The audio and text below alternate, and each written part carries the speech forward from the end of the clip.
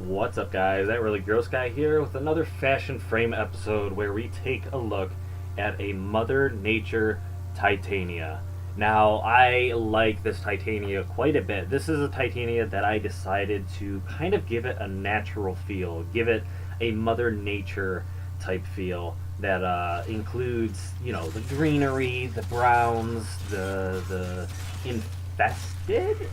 So it doesn't really make sense for us to have it infested in like modern day nature.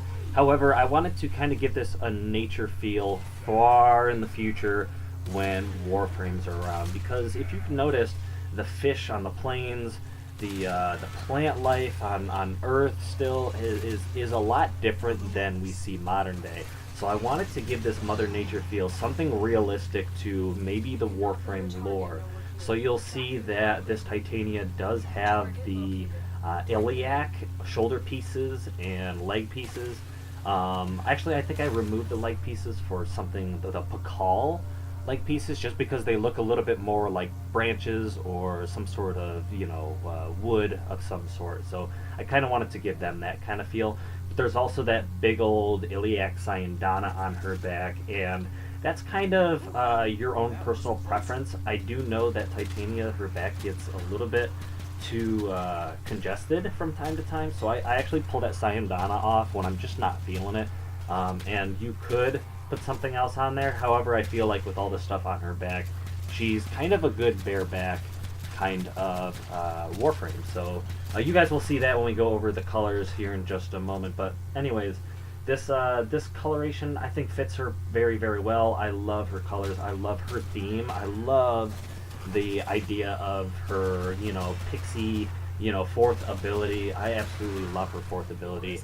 I know that Titania at the moment, while I'm recording this, is kind of needs some help in terms of, I don't want to say survivability, but she does need something to kind of help her kind of crowd control or something, because I feel like unless you're in her little pixie mode flying around, she tends to take a lot of damage. She tends to be seen by enemies and kind of taken down fairly quickly. So I've opted to, number one, make her a lot more oriented around her ultimate ability, so her efficiency is fairly low so that she can go around in her pixie form very, very often. But I do absolutely love using the Mutilus Ceranos with this Titania because, there's the toxin procs, you know what I mean? And that's where I was kind of saying, like, modern day Mother Nature, there's natural disasters and such, but modern day Mother Nature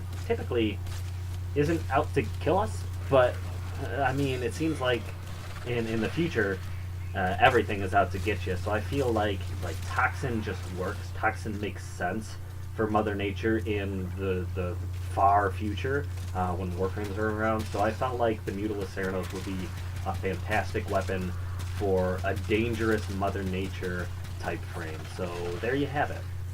She also runs the dual Toxicist because, come on, more toxin, more awesomeness.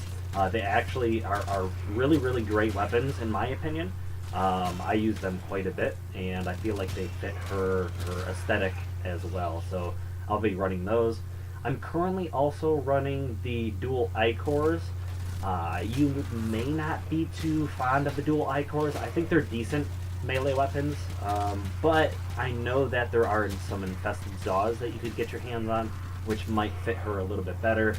There are a number of different weapons that could probably suit her, especially if you want to avoid the toxic based theme that I kind of have going on with her weapons. You could do that, but other than that, I feel like the Toxicist or any infested Zaw really fit her very, very well. So that's going to be it for my in-depth description on my Titania.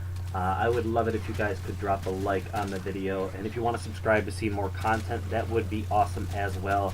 You guys are probably already aware that YouTube at the moment is kind of taking a dookie on content creators, and do this for all your favorite content creators. It's really important that you get notified of their new videos, because apparently that's a thing where not everybody is seeing notifications, which really sucks.